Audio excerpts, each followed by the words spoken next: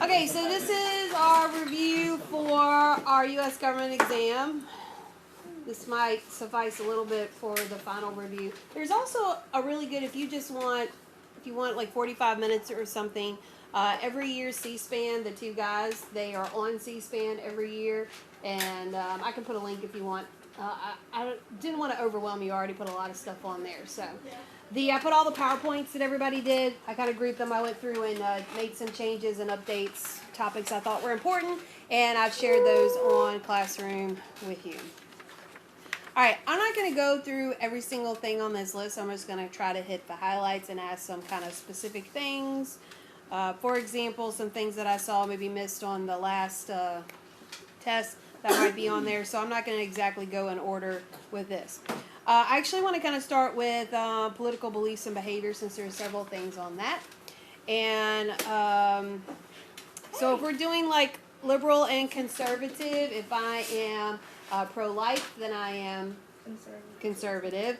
If I am in favor of decreasing military spending, I'm a Democrat or liberal. And every year I have people who get them I completely switch. So make sure Democrats are liberals, Republicans are conservatives. So if you just want to think liberal conservative, because that's what I'm asking you. I'm not asking you Democrat Republican. I'm asking you liberal conservative. Which would be in favor of tax cuts for the wealthy to help stimulate the economy? Liberal. Liberal. Conservatives. If we're liberals want to increase taxes on the wealthy. Oh, yeah. Conservatives always want to cut taxes. It doesn't matter who it's for. They always want to cut taxes. Which would believe that the government has a duty to help those people who are poor and disadvantaged? Liberals. Which would be more likely to be supportive of returning prayer to school? Conservatives. Okay, so that kind of gives you an idea of the kind of things I might ask. What is political socialization in general? How you get your ideology, and then what are the things that most influence us? What's number one? Family. So you're most likely to vote the way that your parents do. Now, of course, we have exceptions, people who are, divided households, that kind of thing. But as a general rule, and so the things that influence us, I heard, other than family, media, school, life experience. And as you get older, religion can, even your ethnic group, those things. And as you get older, do you usually get firmer or stronger in your beliefs, or weaker? Yes, usually get stronger. And what would we say would be the word to describe somebody who has a really strong sense of what they believe and believe that voting matters, political efficacy. So I guess our other political word is political ideology, which is, that's personal, like how I believe liberal or conservative. And then my political culture is the whole country. So like as Americans, we value freedom of speech, freedom of religion, individualism, capitalism, all the isms, I guess. Okay. Speaking of things that we value, one of the things we value is speech. So let's real quickly talk about our 3 types of speech, because that is something that I would say people either got it or they didn't. There was very little in between on the test. So what's the just talking? Pure speech. Okay. And then we have symbolic speech, which is using symbols. That one's easy, right? And symbolic speech was the one that everybody got. Like, even people who just put one, they got that one. And then speech plus is the third one, which is, I like to say, speech plus action. So that's like picketing or demonstrating, that kind of thing. Okay? Coming back to political behavior and stuff, what makes a poll scientific and valid? Representative. All right, and so there's 3 things about a sample. It needs to be representative, it needs to be large, and it needs to be random. Okay, those are the 3 things related to a sample. And then what's the thing related to the wording? Unbiased or unambiguous. And what's a number that makes a good large sample of the United States? 1,000. 2 to 3,000. Okay. Wait, what were the 3 things again? It was large, representative, and random.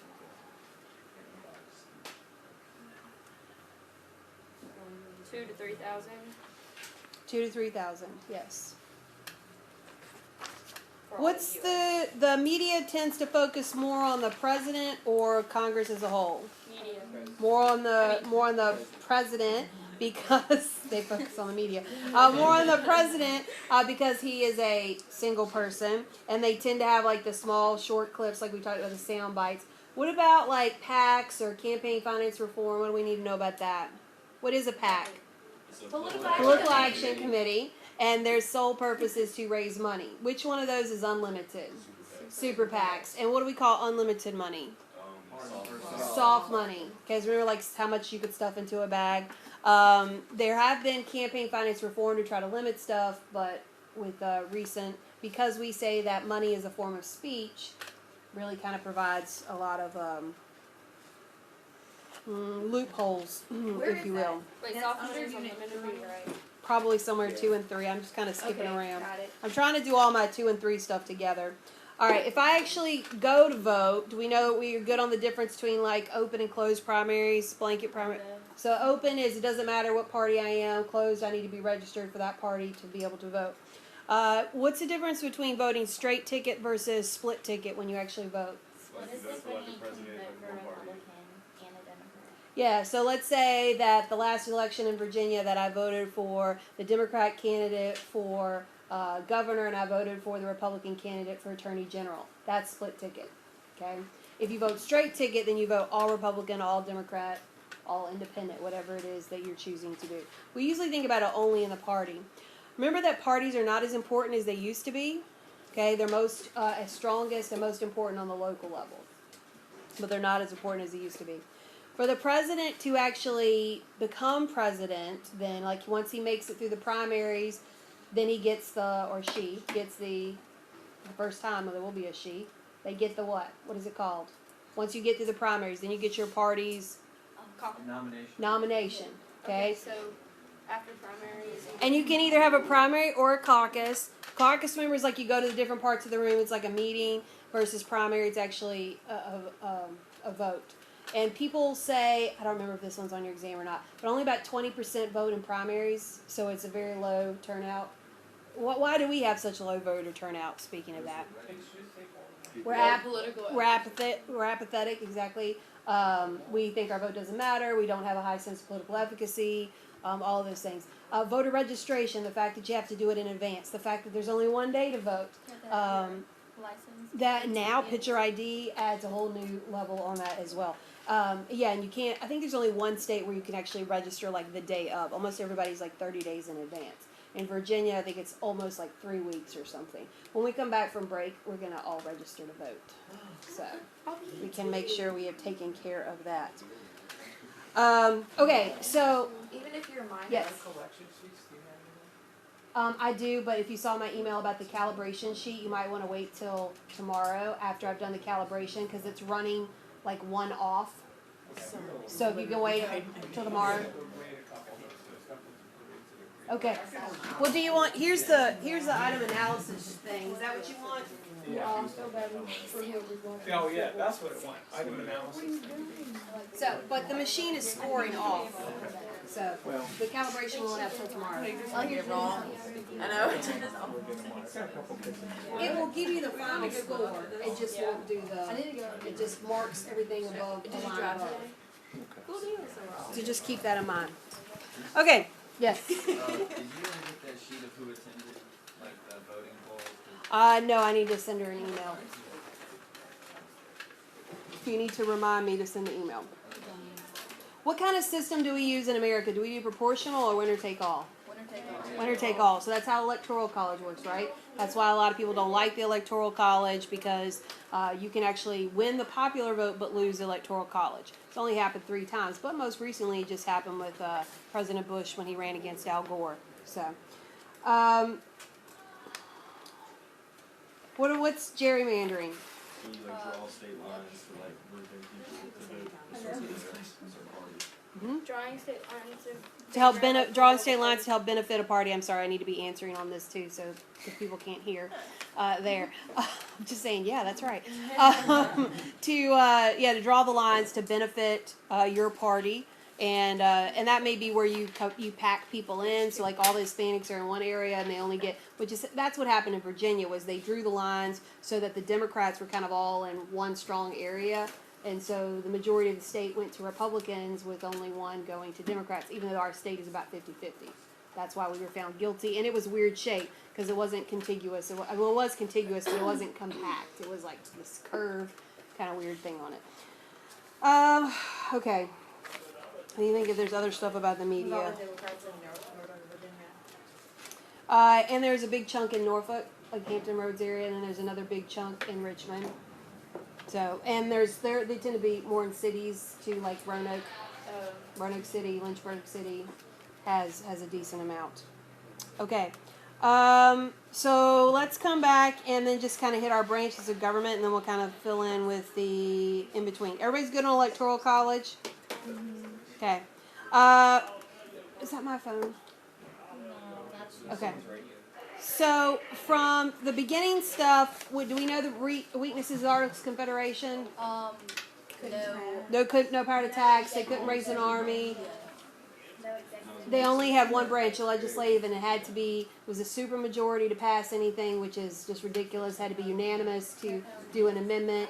It just was too difficult to get anything accomplished. We know pluralist, elitist, hyperpluralist theory. Pluralist is the ideal. That's where interest groups, everybody work together, your interests are represented, and we compromise. Hyperpluralist is more like what we actually have today, where people compete and they don't listen to each other. And then elitist is that idea like that the really wealthy control everything, which in America we call it like the 1%, the Occupy movement, all those things. Don't we kind of Which is have that? secretly actually happening.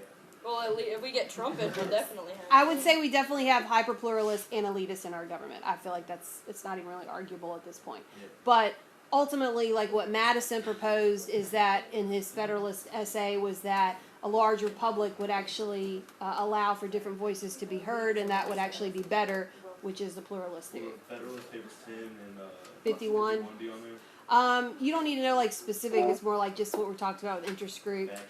Yeah. Mm-hmm. And understand, too, that the Madisonian Model is the idea that we have the separation of powers in the three branches of government, like how our government's organized. When we think about main ideas of American government, that's when we should be thinking like consent of the governed, rule of law, that kind of stuff. Majority rule, but minority rights. Okay? For what? Consent? For main ideas of American government. Popular sovereignty, which is also, voting democracy. Remember, we have a representative democracy because we're too big to have anything else. Wait, what's popular sovereignty? Where people rule. Sovereign means to rule, so popular sovereignty means democracy. We the people, by the people, for the people, of the people. All right, Great Compromise, we know what that is. That set up our bicameral legislature, often called the Connecticut Compromise as well, that we have a upper house of the Senate, which is by equal representation, 2 members per state that serve for 6-year terms, and we have a House of Representatives that has at least 1 per state. It's by population, and they serve a 2-year term. The Senate was supposed to be the more stable, only 2/3 are being reelected at a time. It rotates through. Amendment process. So we know how it gets amended. Every time but one, it has been 2/3 of Congress and then 3/4 of the state legislatures. So that form. That's formal. There's only how many formal amendments? 27 formal amendments. So 2/3 to propose it by Congress, and then 3/4 of the state legislatures have to ratify it. Once it's ratified, then it's actually added to the Constitution. Okay? There will definitely be a question about the amending process. So remember, propose and ratify. Ratify is done in the state. The only one that's the exception is when they repealed prohibition, and that was started by the states. So it almost never happens. You just need to focus on the majority one.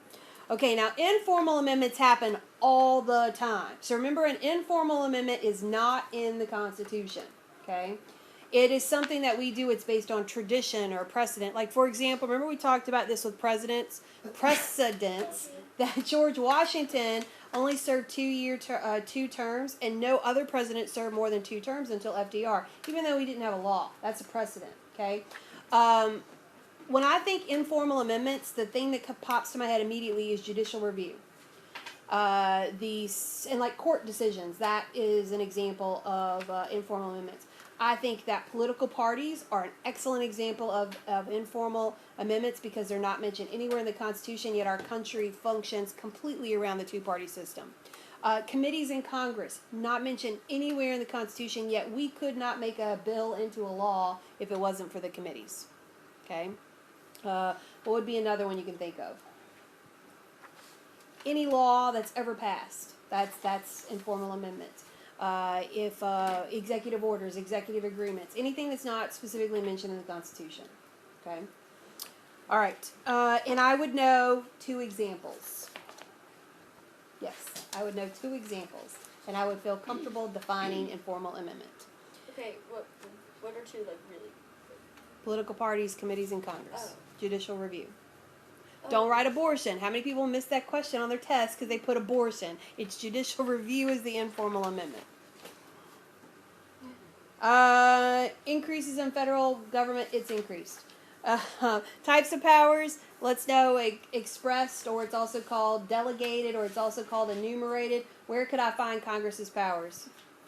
Article 1. Article 1, Section 8. And give me an example of a power that Congress has. They have the power to declare war. They have the power to coin money. They can impeach the president. Anything that's the list of the powers that they have. When we think about powers of Congress, we think about those. We also think about the implied power, which is also called the necessary and proper clause. Remember that Congress can do anything that is necessary and proper for the running of the government. So, for example, when the Constitution was written, they talked about the Army and Navy. They never mentioned the Air Force. Can Congress regulate and create an Air Force? Sure, because airplanes have been invented since then. So in order to truly maintain a military for the United States and to be competitive, we have to have, that's implied, a power. So the necessary and proper clause, which is that implied power, is also sometimes called the what clause, because they stretch it? Elastic clause.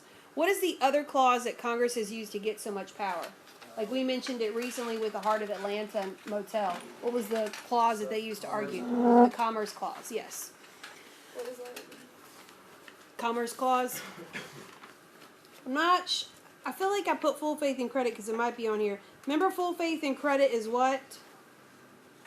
Where you have to recognize all of the court documents and legal proceedings from other states, like marriage license, driver's license, divorce, anything like that, contracts, etc. You have to recognize what? Any kind of court proceedings or legal documents from other states. We know the Supremacy Clause. Constitution is supreme, and federal law always supersedes state laws. Interesting, just read an article this morning. Congress this weekend passed, it was in addition to another bill, it was like, what was it, 16 pages, and one little part says that now medicinal marijuana is no longer against federal law. So if your state has passed medicinal marijuana, like California, you cannot be prosecuted under federal law. So you remember we watched a little video in class about the guy who got arrested because he was doing medicinal marijuana and went to jail. Like now that would totally never happen. And so he'll probably, if he is still in jail, which I think he got out because I looked it up, they could be got sent home because the law has changed. A lot of people got let out of jail because President Obama did a lot of pardoning on that. So, but I read an article in the LA Times about it this morning. So it happened this weekend. should get like probation or something. But it's a big thing because it's also showing a change in Congress's thinking and the fact deals with supremacy clause. Because remember, even though there was state law, federal law was still that medicinal marijuana was illegal, and now they're saying that federal law is not recognizing medicinal marijuana being illegal if the state has passed it. So like people can't just say, "Oh, I'm in Virginia, let's have medicinal marijuana." It's not has to be passed by Virginia first. But the good news is that then the national government is not going to take over. So that's a great example of federalism. It's a great example of supremacy clause.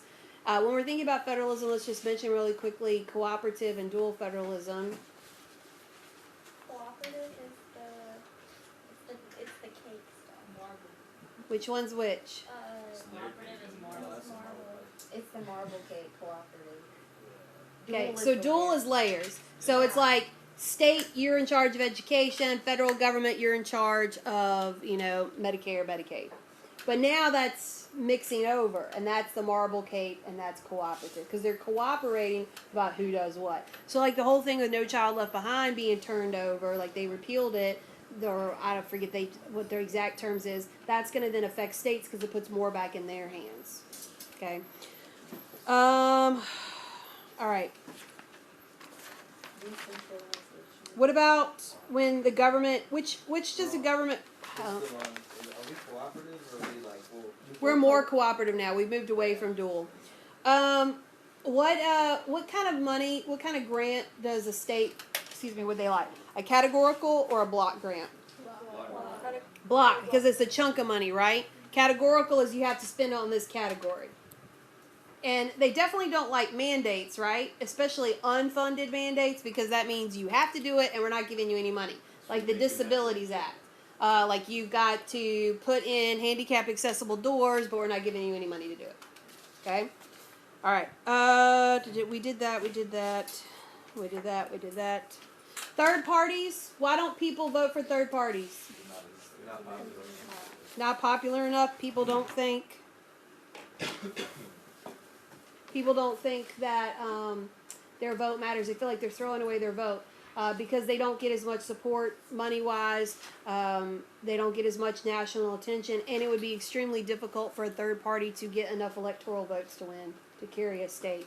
So people feel like they're throwing away their vote. Okay. Let's see. We talked about that.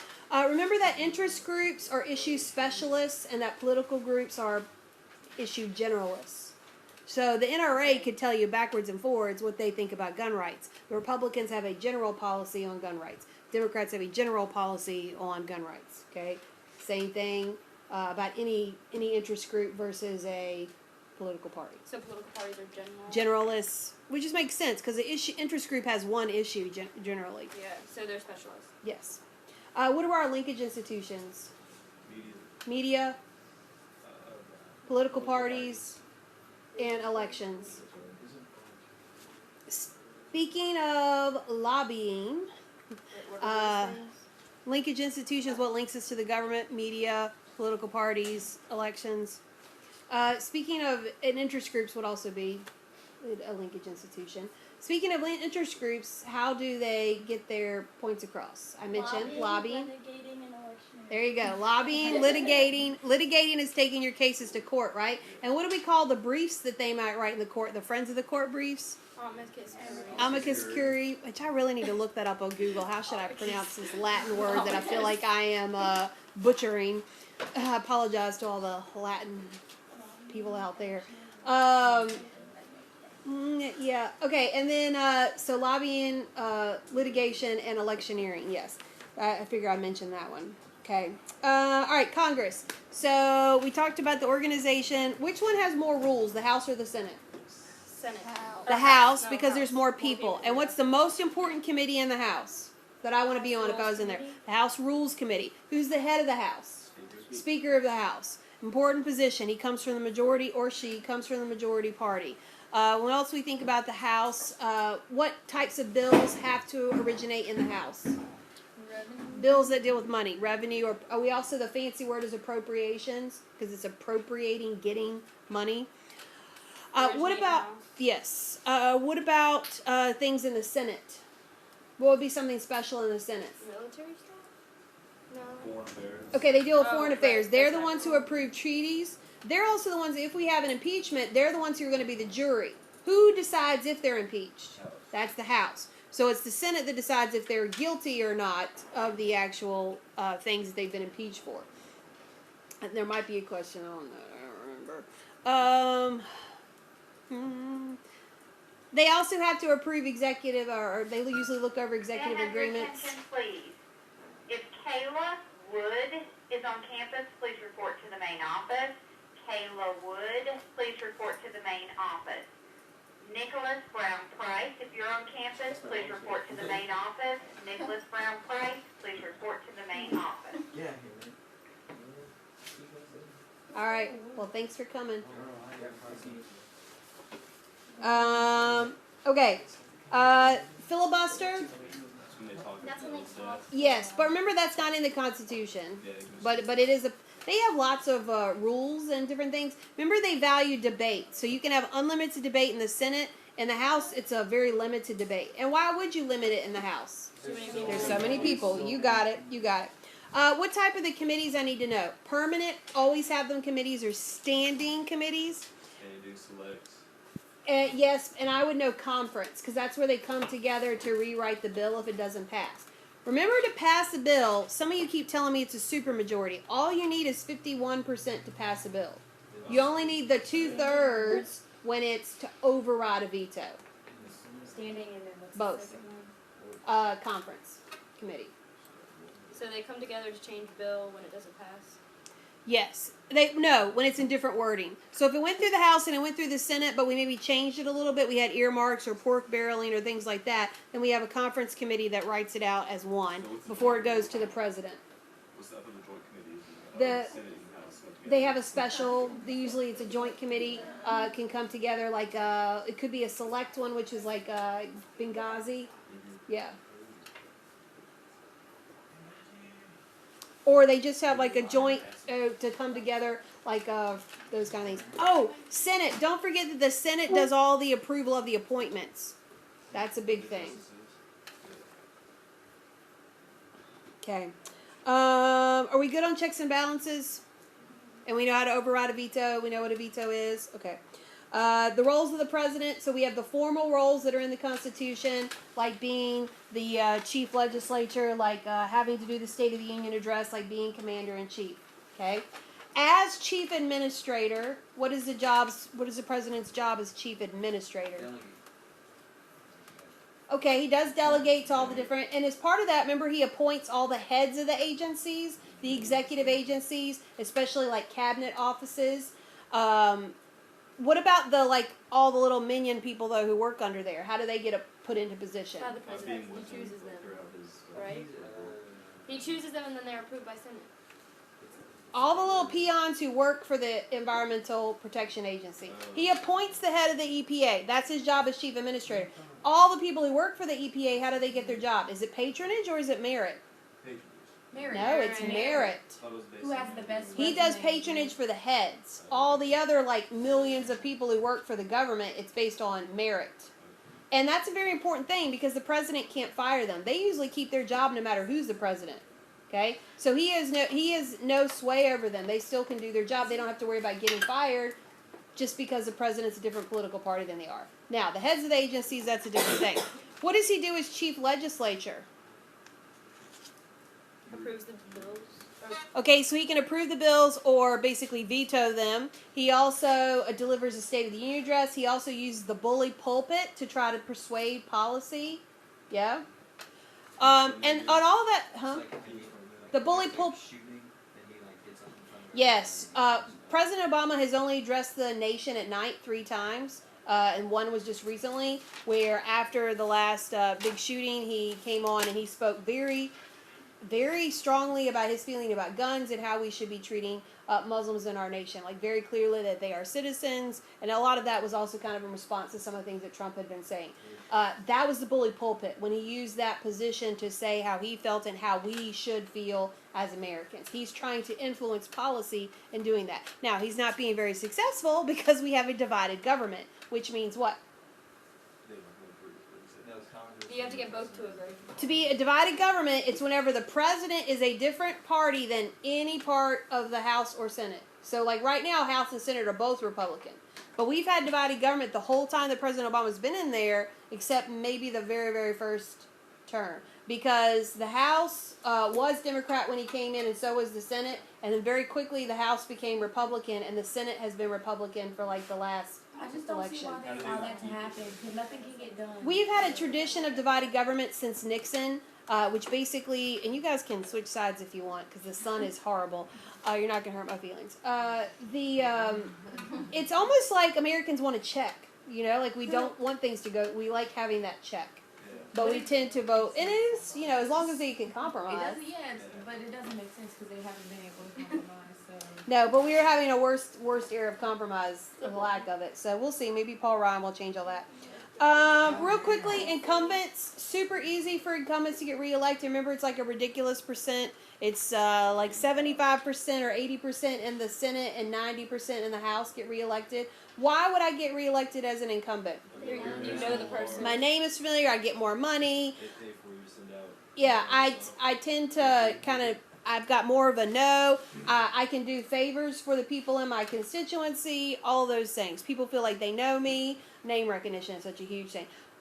What would be a thing that would get a person not reelected as an incumbent? A scandal's like number one. Yeah, definitely. Is franking a part of that too? Franking privilege is the having a free postal service, and you can't use that for campaign. You also cannot use your employees within the congressional office to do campaigning for you either. You have to do that separately. Wars Powers Resolution, we know what that is. The president is limited under his commander-in-chief that he can only send military for, a month, and he has to notify Congress within 72 hours. Wait, he can only send the military for a month? It's a month, 30 days, 30 or 60 days. 30 I forget. days without notifying Congress? Yeah, no, before he has to have permission from Congress. He can move them wherever he wants. He could say right now, all right, boys, we're all going to Hawaii. Load up. Okay? And then he can bring them for 30 days, then he can bring them back home. What is this called? But only War Powers Resolution. Any part of the military. But the Marines are his special. 25th Amendment, it has to do with succession and limit. And isn't it the 22nd that limits presidential terms? Yeah. The 2. 22nd. Limits presidential terms. All right, real quickly, Iron Triangle is 3 things. You need to know them. Congressional committees, bureaucratic agencies, and interest groups. Wait, can you say that again? Congressional committees, bureaucratic agencies, and interest groups. So say, for example, we're trying to pass a law about carbon emissions. The committee that is on, like, the environment would be there. The EPA, Environmental Protection Agency, is the bureaucratic agency. And then interest groups who are interested in carbon emissions are going to come. Like car owners and like Greenpeace. Okay? All right. Questions on those? We'll go through real quickly here, too, about... hey, what's Marbury versus Madison? Judicial review. We did divided government, checks and balances, Iron Triangle, PACs. What's the purpose of a PAC? Raise money. Congress, remember, they have, what's a check that Congress has over the president? They have control over the what? Power of the purse, the budget. They also can do legislative oversight where they view what the way that they had the hearing about Benghazi to make sure the Secretary of State was doing what she's supposed to be doing. Executive, not orders, the other one, agreements. If they can be, he can do that, and then Congress, judicial branch can declare them unconstitutional. Yes. Executive agreements are usually trade. That's like a deal with a country, and an executive order is like a law. Okay, we know what the 19th Amendment... An executive order is law, right? Yes. We know what the 19th Amendment is? That was 18. Votes for women. 19th Amendment is women getting the right to vote. Are people more likely to vote in a presidential election or a state election? Presidential election. Thanks. And do you have to be a U.S. citizen to be a member of the House or the Senate? Yes. Yes. What's fiscal policy? Whenever I say fiscal policy, I'm talking about money.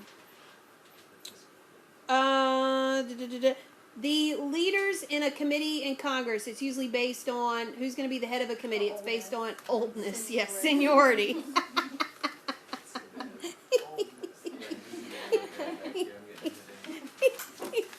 Okay. I don't get it. All right. Let's do. So that leaves the courts, unless you guys got questions about anything else. All right. Let's do the courts then. What's the difference between? What's the difference between civil liberties and civil rights? Civil liberties, like protection from the government. Civil liberties is protection from the government, and this is guaranteed in the Bill of Rights, and through, of course, selective incorporation. And civil rights is protection against discrimination, which is protected by the 14th Amendment, because that's the Equal Protection Amendment. Selective incorporation is the due process clause of the 14th Amendment. A lot of people miss that on their test. Okay, to get on the docket for the Supreme Court to hear your case, how many justices need to say they want to hear? 4 out of 9. And the court tends to be in line with public opinion, and if you want to get appointed, you need to be moderate, right? We don't want you at extreme. And we know the difference between judicially active versus judicially restrained. Judicially active is like Brown versus Board of Education, Roe v. Wade. They're trying to dictate policy. Active restraint is we follow what we usually have done. Isn't that word like? Just think of what the word means, active and restrained. Judicial review we talked about. We know what amicus curiae briefs. Writ of certoria is how you get on the docket. You're actually granted one of those. Affirmative action. Quotas are not okay, but affirmative action is. Civil Rights Act of 1964 applies to what 2 groups? Women and race. Okay? Civil Rights Act of 1964. We did types of speech. We know the difference between the Establishment Clause and the Free Exercise Clause. Government can't establish a religion, and free exercise, it protects you. You can practice. But there is a difference between belief and practice, right? Yeah. Speaking of First Amendment freedoms, this is a lot of confusion on your test about the one about schools. When you step on campus, your freedoms are limited, but you still have some freedoms. Like, I think people forget, when you step on campus, you don't give up all your rights. You still have rights. You still have freedoms, but they are limited. Okay? And so think of a case that would be an example of that. Like in Tinker, that it protects their symbolic speech. Or, is that no, that's Gertz Bollinger, I think. Bong Hits for Jesus would be with the school because he was on a school property and supporting legalization of marijuana. Mm-hmm. It's actually Morse versus Frederick, but if you write on your paper Bong Hits for Jesus, you're going to get credit for it. Yeah, I definitely wrote Bong Hits for Jesus. And a lot of people did, and they all got credit for it. I yes. could only remember Frederick, and I was like, oh. Can I mention real quickly, Matt versus Ohio, remember his exclusionary rule? It is not right to privacy. It is search and seizure. That was another big missed part on the test. Matt versus Ohio is so important because it's a great example of selective incorporation. I would definitely study selective incorporation for an FRQ. What is it? It's like... So selective incorporation, let's define it. Selective incorporation is applying the Bill of Rights to the states, right? But it is selective because it doesn't apply to all the Bill of Rights, and it's happened over time. Because, for example, the 2nd and the 3rd still are not incorporated. No, it's not. That's right. So it's the application of the Bill of Rights to the states over time, selectively. So, best examples, Gideon versus Wainwright, the right to a lawyer. Mapp versus Ohio, search and seizure is the whole exclusionary rule. If it's gained of legally, it is excluded from court. Okay? With that, I also could talk about any of the First Amendment freedoms, like Gitlow versus New York, freedom of speech does apply. Texas versus Johnson, a lot of people wrote about that one. We mentioned Mapp, we mentioned Gideon. Mapp and Gideon are the 2 biggest ones. I would always know those. Yes. And Miranda, that's a good one to know too. Those would be an example. So what part of the 14th Amendment is what is used to extend civil liberties? This is the part other people miss. That's the due process clause. Okay? Due process extends civil liberties. Yes. What would be, how have women been protected by the 14th Amendment under the Equal Protection Clause for civil rights? We have the Civil Rights Act, you could argue. There's also, it's called Title IX. I would go with Civil Rights Act. What about disabilities? Do you remember that bill? The American with Disabilities Act? You can't be denied your job because you have a disability. Okay? What part of the 14th Amendment, there's exceptions if you can't physically do the job. So what clause in the 14th Amendment protects against civil rights? Equal protection. So equal protection is civil rights. Due process is civil liberties. I would know that. Okay?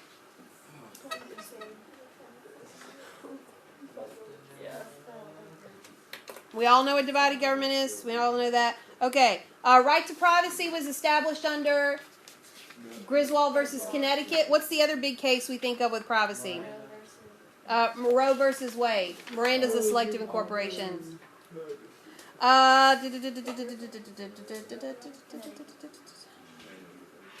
Brown versus the Board of Education. They got rid of Plessy versus Plessy. And desegregated schools. What about Texas versus Johnson? Black flag as free speech. And we talked about Gideon, right? Wait, what was Texas versus Johnson? Symbolic speech, burning a flag. And we talked about Miranda warning. Miranda warning is to keep you from doing self-incrimination, right? Yes. We know what the difference between a patronage and merit systems, right? Well, merit, is that the one where they just look at your Your resume? qualifications, Okay, yes. And patronage, it's because you were loyal to me. Okay. Why do we keep Supreme Court justices from being elected? Because it saves them from the public. Yes, keeps them from being influenced by the public.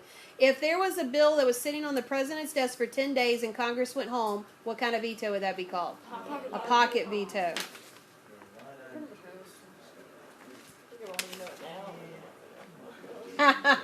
You know it now, but not tomorrow. Yeah. That's so true. Pocket veto, he just lets it die off or whatever. Yes. I can't. Okay. This stuff is so fun, I swear. All right. I think that's about it. Any questions you guys got? Can you like not do comparative and just to go with Oh gosh, comparative's so much fun. I like government. I like government. Me too. I like it a lot. I don't know that it's easier. I actually didn't think I liked government, but actually Me either. Like I ended up liking it a lot.